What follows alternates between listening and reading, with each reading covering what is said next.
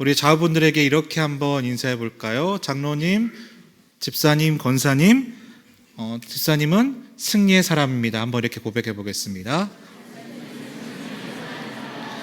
네. 나 자신을 위해서도 우리가 하실 수 있다라면 두 손을 가슴에 이렇게 대시고 이렇게 축복해 보겠습니다. 나는 실패의 사람이 아니라 승리의 사람이다. 여러분 그렇습니다. 우리는요 실패의 사람이 아니라 승리의 사람입니다. 그렇죠? 왜냐하면 우리는 하나님의 사람이기 때문입니다. 계속 승리하시기를 축복합니다. 자, 오늘 함께 나눌 말씀의 제목은 기드론 신의 건너편으로 나가시니입니다. 한 연구기관에서 지하철을 조사했는데 지하철에 과연 사람들이 어떻게 탈까 이렇게 조사를 했대요. 조사를 했더니 보통 사람들이 지하철을 어떻게 타냐면 가장 먼저 바깥 구석 자리에 앉고 그 다음에 중앙에 앉은 다음에 그 다음에 여기저기를 채워가지고 타더라는 거예요. 왜 그럴까라고 이렇게 살펴보았더니 이 사람들 각자의 마음 속에는 그 자신의 지키고 싶은 자신의 자리를 지키고 싶은 이 심리적인 안전선이 있는데 이것을 넘어가는 것도 원치 않고 누군가가 나에게 돌아오는 것도 굉장히 불편하다라는 거예요. 그래서 사람들은 그 각자의 선의 영역을 지키고 싶어 한다고 합니다. 오늘 우리가 앉은 자리도 그렇죠. 자, 가장 비어있는 자리는 어느 자리입니까? 가운데 자리. 왜냐하면 바깥과 바깥을 먼저 채우기 때문에 그렇습니다. 그러니까 우리도 알게 모르게 뭐가 있냐는 거면은 나만의 선이 있다라는 거예요. 관계에도 어떤 선을 갖고 있고요. 어떤 시간에 대한 선의 개념이 있고 우리의 재정에도 선이 있어서 배우자가 자녀가 이렇게 해도 요만큼은 돼. 그러나 그 선을 넘어가면 안 돼. 이런 선이 있다라는 겁니다. 근데 우리의 믿음에도 선이 있다라는 거예요. 여기까지는 괜찮지만 그 이상은 안 됩니다. 내가 내 믿음의 분량은 요만큼이니까 이 선까지는 어떻게든 괜찮아. 하지만 누가 내 믿음의 선을 넘어오는 것도 싫고 내가 들어가는 것도 부담스러워한다라는 거예요. 그런데 우리가 진짜 깊은 믿음으로 나아가기 위해서는 무엇이 필요하느냐? 바로 내가 정한 그 선의 믿음을 넘어설 수 있을 때 우리에게는 진짜 믿음이 시작될 수가 있다라는 겁니다. 자, 오늘 보면 1절의 말씀을 보시면 예수님께서 어디를 넘어가셨다고 합니까? 기드론 시냇가를 넘어가셨다라고 말씀하고 있어요. 이 기드론 시냇가를 넘어가셨다는 것은 그 선을 넘으셨다라는 거예요. 왜냐? 이 기드론 시냇가를 예수님께서 넘어가면서부터 이제 본격적으로 예수님의 고난과 예수님의 순환이 시작되기 때문에 그렇습니다. 다시 말해 예수님께서는 그 십자가를 지시는 그 선으로 오늘 본문을 통해서 넘어가시는 것을 우리가 살펴볼 수가 있다는 거예요. 그런데 그 선을 넘음을 통해서 우리 예수님도 더 깊은 믿음으로 들어가셨고 결과적으로는 하나님의 뜻과 부르심을 완성하는 십자가로 나아가시다라는 거예요. 그래서 오늘 말씀을 통해서 제가 여러분에게 몇 가지 결단을 요청하게 될 텐데 오늘 말씀을 통해서 여러분도 그 선을 넘어 더 깊은 믿음으로 나아갈 수 있게 되시기를 주님의 이름으로 간절히 축복합니다. 그럼을 통해서 나의 부르심을 이뤄나갈 수 있는 또 온전히 완성해 나갈 수 있는 여러분 되시기를 주님의 이름으로 간절히 축복합니다. 자, 그렇다면 첫 번째, 선을 넘어서 더 깊은 믿음으로 가기 위해서는 어떤 모습이 필요하느냐? 우리가 방금 읽었던 1절부터 3절 말씀을 우리가 교독해서 읽어보도록 하겠습니다. 1절과 2절은 교독하신 후에 3절을 합독해서 읽어보겠습니다. 제가 먼저 1절 말씀 읽어보겠습니다. 예수께서 이 말씀을 하시고 제자들과 함께 기드론 시내 건너편으로 나가시니 그곳에 동산이 있는데 제자들과 함께 들어가시니라.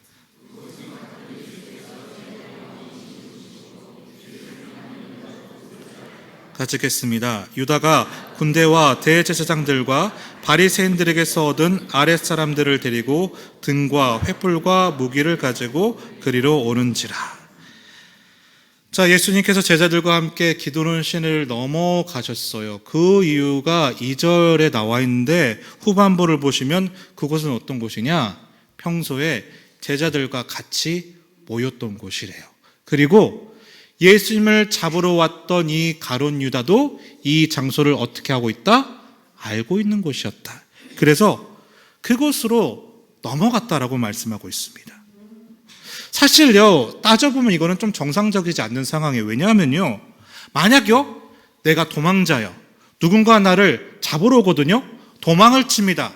그러면 여러분은 나가 잡기 쉬울 만한 곳에 짠하고 기다리겠습니까? 아니면 아무도 모르는 곳에 꽁꽁 숨어 있겠습니까?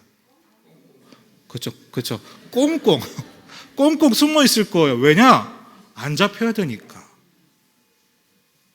근데 우리 예수님은 지금 어떻게 하신 거예요? 2절을 보니까 스스로 잡힐 만한 곳으로 나가세요. 스스로 고통이 시작되는 자리로 나아가시고요. 스스로 십자가가 출발되는 그 자리로 나아가고 있다라는 겁니다. 그러니까 우리 예수님은 어떻게 십자가를 지셨냐면 도망치다가 잡혀가지고 십자가를 지신 게 아니라 우리 예수님은 스스로 그 기드론 신의 선을 넘어서 고난과 십자의 길을 가셨다라는 거예요. 왜일까? 먼저 결론부터 나누고 또 한 설명을 이어가도록 하겠습니다. 그 이유는 뭐냐? 그 십자가를 지는 사건은 내 사건이 아니고 하나님의 사건이기 때문이고, 또 하나님의 사건이라면 하나님께서 그를 통해서 나를 주관해 가시고 인도하실 것을 믿었기 때문입니다. 자, 우리가 이걸 우리에게 적용하면 이런 거예요. 저를 비롯해서 우리 모두도요, 힘든 자리 싫고요, 어려운 자리 피하고 싶습니다. 도망가고 싶습니다. 그런데 그 자리에서 있어야 되는 이유, 그 자리에 바로 나의 부르심이 있기 때문인데, 그러면 나의 부르심대로 나아가기 위해서는 무엇이 필요하느냐? 내가 지금 겪고 있는 이 사건이 나의 사건이 아니라 하나님께서 내게 행하시는 하나님의 사건임을 여러분이 받아들일 수 있어야 된다는 겁니다. 또 하나, 그렇기 때문에 내 삶의 모든 사건들은 내가 주관하고 내가 움직인 것이 아니라, 혹은 나를 힘들게 하고 나를 어려워하는 사람이 나를 막 끌고 다니는 것이 아니라, 혹은 그 어떤 것이 나를 영향을 끼쳐서 움직여가는 것이 아니라요, 누가? 하나님께서 전적으로 나를 주관해 가시고 움직여 간다는 그 믿음, 우리가 그 믿음이 있을 때 우리도 예수님처럼 그 기드론 시내라는 선을 넘어갈 수가 있다라는 것입니다. 그래서 저를 비롯해서 우리 믿음의 동역자분들에게 도전드리고 싶은 것이 있어요. 좀 전에 나눴던 것처럼 조금은 피하고 싶고 힘들고 어려운 자리, 가급적이면 빨리 끝내고 싶어하는 여러분의 자리가 분명히 있을 겁니다. 그런데 여러분 기억하세요? 내 무너짐도 하나님의 사건이더라고요. 내 깨어짐이 하나님께서 주관하셨다라는 거예요. 나의 망함도 하나님이 전체 내 인생에서 주관하신, 인도하신 일이고요, 나의 완전히 쓰러짐도 하나님의 일하심의 사건이라는 겁니다. 자, 그렇다면 그걸 우리가 받아들일 수 있다라면, 그것이 하나님의 사건이라고 한다라면, 그 다음부터는 나의 인생길을 누가 운행해 가신다는 것을 우리가 고백할 수 있죠? 그렇죠. 내가 아니라 나보다 나를 더 잘하시는 하나님께서 내 인생을 이끌어 가실 거예요. 인도해 가실 겁니다. 그러기에 사랑하는 믿음의 동역자 여러분, 혹시 그 자리가 도망하는 자리였다라면 들어가는 자리로, 피하는 자리였다라면 여러분 이제는 감당하는 자리가 되시길 바랍니다. 그래서 우리 예수님처럼 그 기드론 시내를 넘어갈 수 있는 그 담대함이 우리 예수님 제자들을 이끌고 가시잖아요. 그 제자들과 같이 예수님과 함께 그 기도론 시내를 넘어갈 수 있는 여러분들이 되시기를 주님의 이름으로 간절히 축복합니다. 두 번째로 선을 넘어서 더 깊은 믿음으로 가기 위해서는 무엇이 필요하느냐? 우리 3절 말씀을 다시 한번 같이 읽어보겠습니다. 3절입니다. 준비 시작.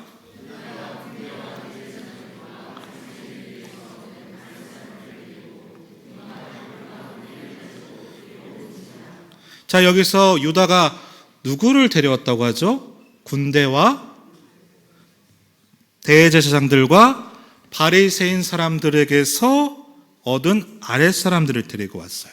그런데 그들이 무엇을 가지고 왔다고 합니까? 말씀 한번 다시 한번 3절 보여주세요. 뭐를 가지고 왔죠? 등과 횃불과 무기를 가지고 왔어요. 왜요? 뭐 하려고요?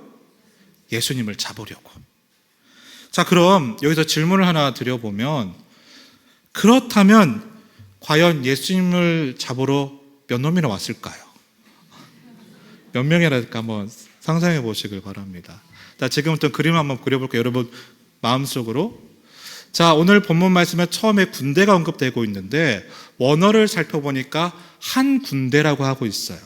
근데 로마에서의 그 당시에 한 군대의 개념은 대략 600명 정도가 됩니다.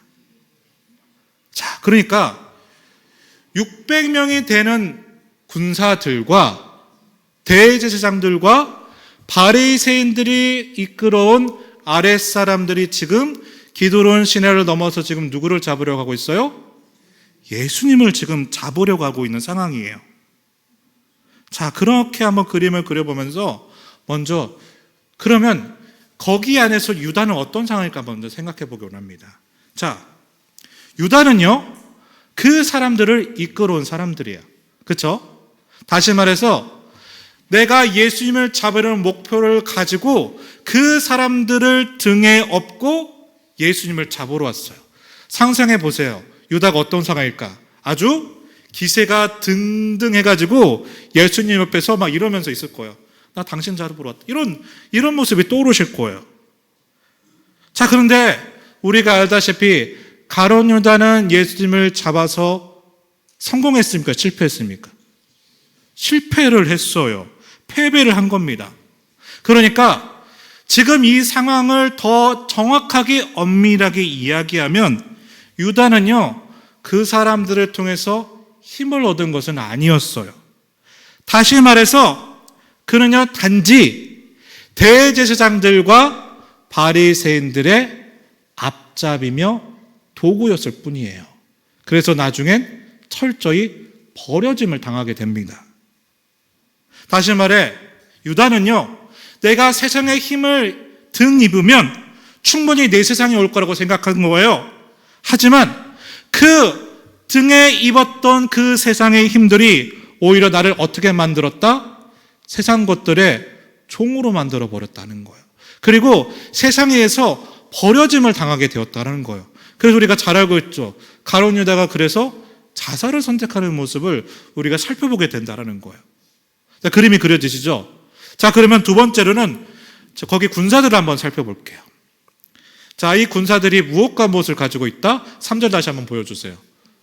등과 횃불과 무기를 가지고 있어요. 그런데 다른 복음서인 마태와 마가와 누가복음에서는 검과 몽치를 들고 있다라고 하고 있어요. 근데 유독 요한복음에서는 등과 횃불과 무기를 가지고 있대요. 왜 이렇게 다르게 표현을 했을까? 자, 요한복음은 제가 계속해서 설명해 드렸죠. 어떤 사람들이 위한 성경이다? 믿는 사람들이 위한 성경책이라 말을 했죠. 근데 이 요한이 그거를 전제에 두고 복음서를 기록해 가다 보니까 이 요한은 문학적으로 완전히 똑똑한 사람이에요. 그래서 저는 요한복음을 묵상할 때마다 야, 진짜 대단한 사람이다라고 생각하는 게 뭐냐 하면요, 왜 그러면 다른 복음서와 달리 등과 횃불이라고 썼을까? 그 이유는요, 바로 우리가 앞서서 얘기했던 그 선이라고 표현될 수 있는 기드론 때문에 그렇습니다. 이 기드론의 원어의 뜻은 뭐냐면요, 암흑, 어둠이란 뜻이에요. 그러니까 이 기드론 시내 어둠과 암흑을 건너가야만 그들이 예수님을 잡을 수가 있는 거예요. 그러니까 그 어둠과 암흑을 넘어가려고 그들은 지금 그 캄캄한 어둠 속에서 무엇을 들고 있는 거예요? 내 등과 내 횃불을 들고 있어요. 누구를 잡으려고? 예수님을 잡으려고. 그런데 여러분, 그 예수님이 누구십니까? 자, 우리가 읽어보았지만 요한복음 8장 12절을 보면 예수님께서 이렇게 고백해요. 요한복음 8장 12절 말씀 같이 한번 읽어보겠습니다. 준비, 시작.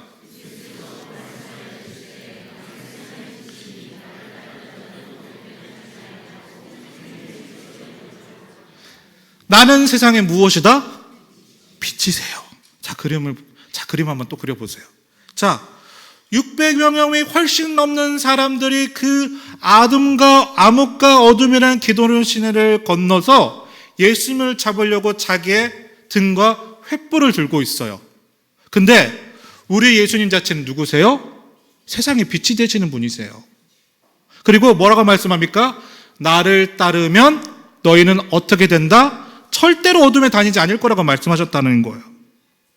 그런데 저 무지한 군사들은 지금 그 빛이신 예수님을 잡겠다라고 내 등과 횃불을 들고 있는 아이러니한 상황이 지금 벌어지고 있다라는 겁니다. 그런데 그 기드론이라고 하는 내 삶의 어둠을 없애는 방법은 뭡니까? 내 등과 횃불이 아닌 예수 그리스도를 따라가면 돼요. 왜냐? 예수님은 내 인생의 빛이 되시기 때문에. 나를 밝은 곳으로 인도하시는 분인데 내 어둠을 가지고 있다 보니 예수님의 빛을 알아보지 못하는 어리석은 군사들의 모습이 여기에 나타나고 있다는 거예요.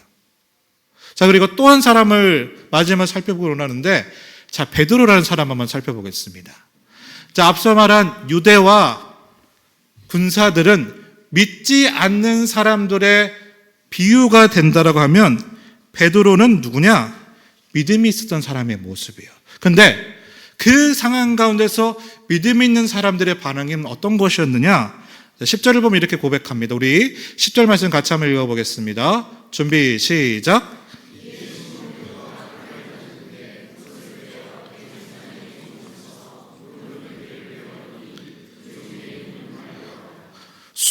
(600여 명이) 훨씬 넘는 군사들이 예수님을 잡으러 왔을 때 베드로는 어떻게 합니까?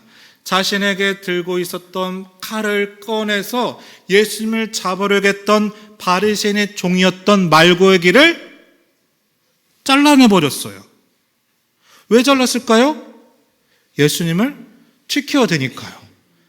예수님을 안 뺏겨야 되니까 내가 가지고 있는 검집에서 칼집에서 칼을 빼서 예수님을 잡으려는 사람들에게 손을 봐줬던 겁니다.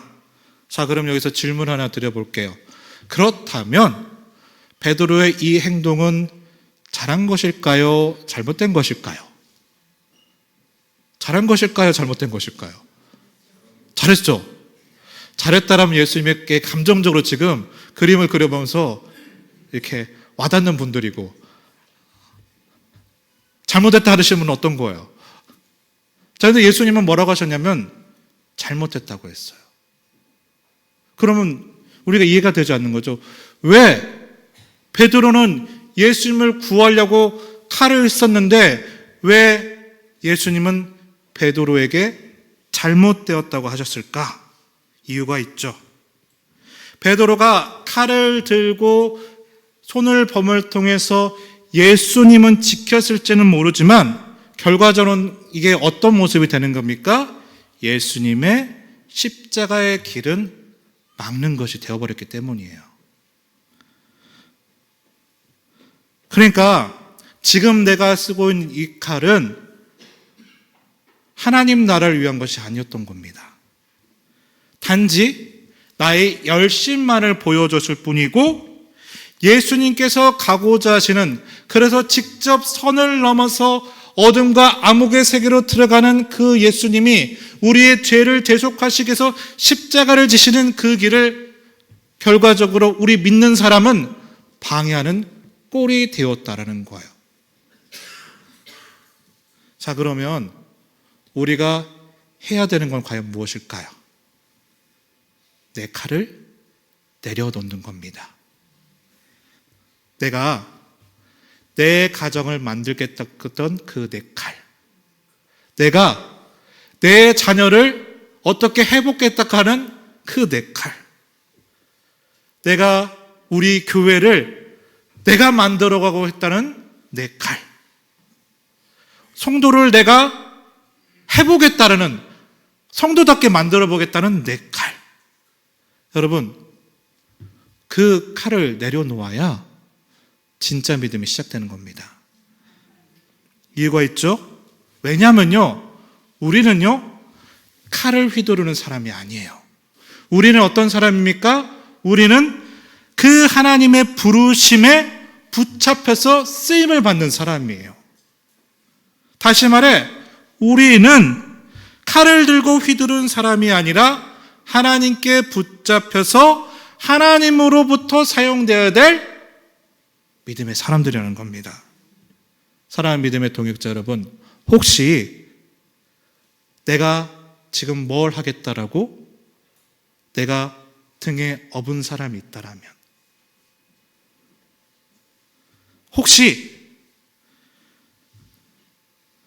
내 등불과 내 횃불을 가지고 있다라면, 혹시 내가 내 칼을 들고 있었더라면, 여러분 그것을 완전히 내려놓을 수 있는 사랑하는 믿음의 백성들이 되시기를 주님의 이름으로 간절히 축복합니다. 왜냐? 그것이 참빛이 되시는 예수님께 나아가는 것이기 때문입니다.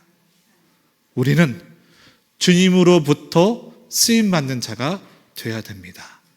주님보다 먼저 앞서가는 자가 아닌 주님으로부터 온전히 쓰임받을 수 있는 더 깊은 믿음으로 들어갈 수 있는 여러분들이 되시기를 주님의 이름으로 간절히 축복합니다. 마지막 세 번째, 어떻게 하면 우리가 선을 넘어서 더 깊은 믿음으로 들어갈 수 있을까요? 우리 11절 말씀을 같이 한번 읽어보겠습니다. 11절입니다. 준비 시작.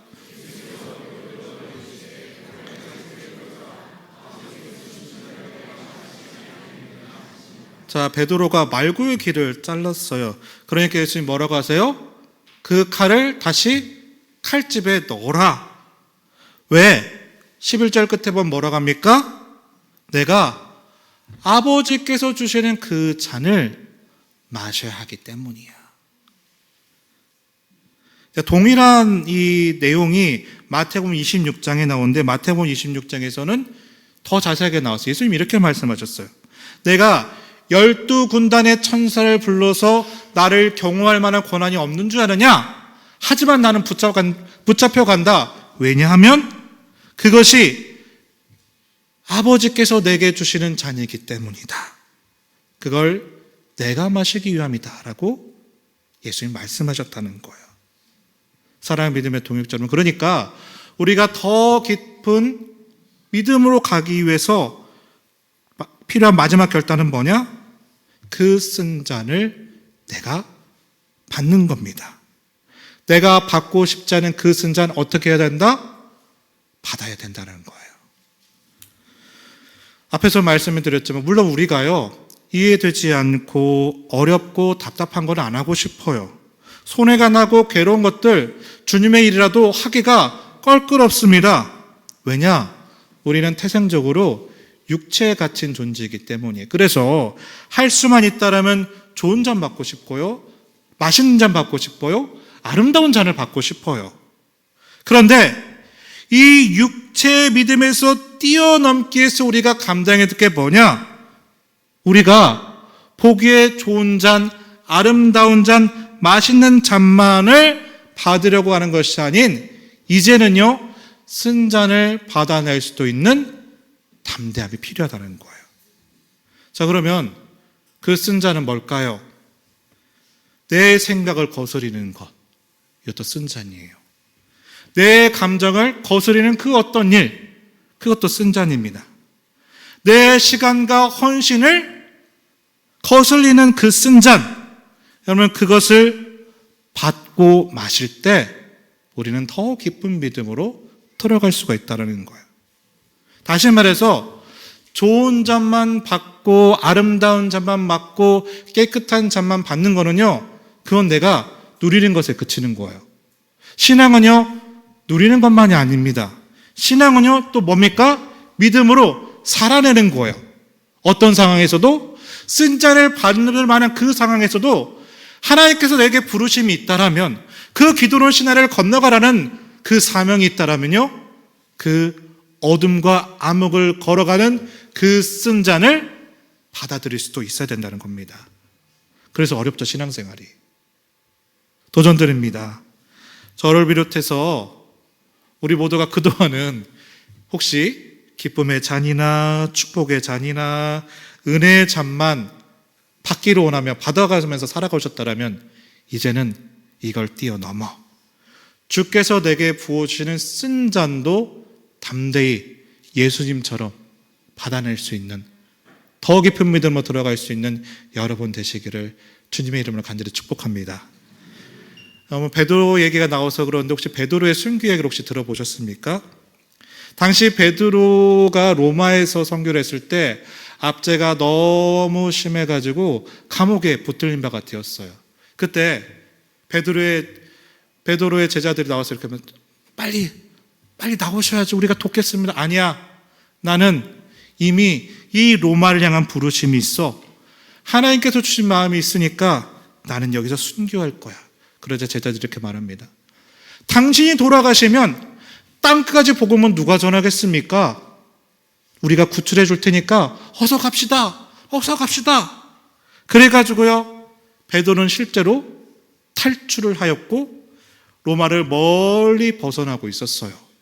그런데 그렇게 제자들과 함께 멀리 벗어나고 있었을 때 저 멀리 언덕에서 빛나는 분이 계셔서 가봤더니 예수님이 다름 아니라 십자가를 끌고 나를 만나서가 아니라 지나서 로마로 향하셨던 거예요. 베드로가 묻습니다. 주님, 어디로 가시나이까? 왜 나를 안 만나시고 저기로 가시나이까? 그때 십자가를 등에 업던 주님은 베드로에게 이렇게 말씀하십니다. 너가 버리고 온 영혼들을 위해 내가 십자가를 지고 가는 길이다. 그러면서 로마로 향하셨다는 거예요. 그 환상과 장면을 보았던 베드로는 다시금 로마로 들어갑니다. 그리고서는 나는 예수님의 십자가도 감당하지 못하겠노라 하면서 그는 거꾸로 십자가에 못 박혀서, 그러니까 감당하고 싶지 않은, 아니 감당할 수도 없는 그 순교라는 쓴 잔을 감당하게 되었고, 그 쓴 잔을 통해서 로마에서부터 베드로를 통하여 하나님의 나라가, 그 교회가 시작하게 됩니다. 성도 여러분, 언제까지 우리가 먹기 좋은 잔만 마시겠습니까? 언제까지 우리가 좋은 잔만, 아름다운 잔만 마시겠습니까? 정말 믿음으로 걸어가고 싶으시다면요, 부담이 되어서 거절하였던 그 쓴 잔, 그 관계의 쓴 잔을, 그 감정의 쓴 잔을, 그 헌신의 쓴 잔을, 내 가정의 쓴 잔을, 내 삶의 쓴 잔도 받아 마실 수 있는 여러분 되시기를 정말 마음 다하여 축복하고 선포합니다. 그래서 말씀을 정리할 텐데요, 여러분, 그래서 우리는 믿음으로 살아가는 겁니다. 내 삶의 모든 사건은요, 하나님의 사건입니다. 좋은 사건뿐이 아니라 고통도 있고 어려움도 있고 내게 실패도 겪게 하시지만, 여러분, 그 모든 것들은 하나님이 나를 위해서 만들어 주셨어요. 여러분, 그러기에 그 나머지 삶도 나의 최선을 향해서 하나님께서 주관해 가실 겁니다. 그래서 절대 실패가 아닙니다. 왜냐? 하나님이 나를 이끌어 가시기에. 그 자리는 과정이기 때문에 여러분, 절대 실패가 아닙니다. 때문에 나는요, 그 부르심을 위해서 때로는 쓴 잔까지도 감당할 수 있는 여러분이 되시길 바라요. 왜냐? 믿음은요, 약함을 강함으로 바꿔가시는 것이 아니라 믿음은요, 약함을 강함 가운데 쓰시는 하나님의 섭리를 우리가 믿어가는, 고백하고 살아가는 것이기 때문에 그렇습니다. 여러분, 그 은혜가 저를 비롯한 우리 모두에게 있게 되시기를 주님의 이름으로 간절히 축복합니다.